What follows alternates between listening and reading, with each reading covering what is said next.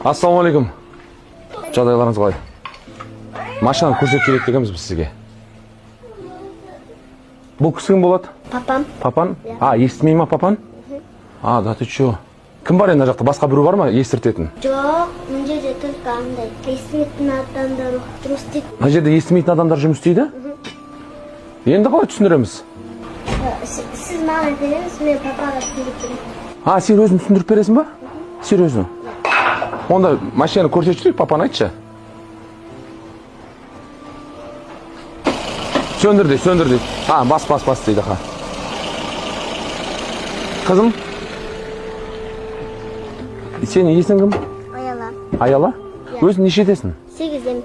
8-десің, а? Қолың май болып жүр ғой, қолыңды көрсетші кәні.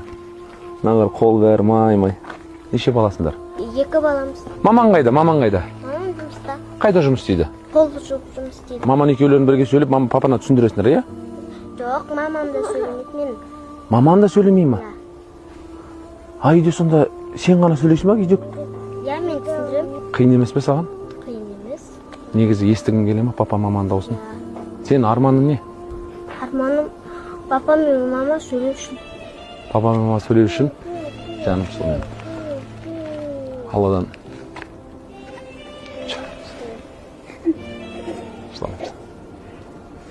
Кеш.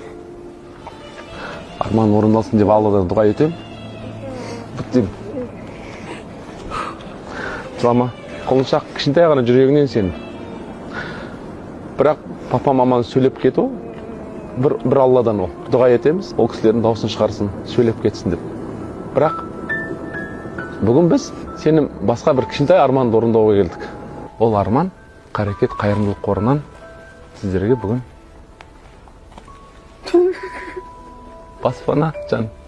Сенде өз үйлерің болады енді. Жаным сол, әкең жылап жатыр әні. Бақытты болыңдар. Таққан келе қойшы.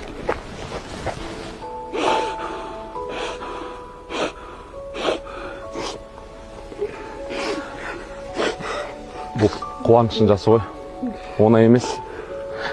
Бұндай отбасыда үйде ешкім сөйлемейді. Өзің ғана сөйлейсің, үйде бір дауыс жоқ. Жай ғана ыңылдаған дауыста.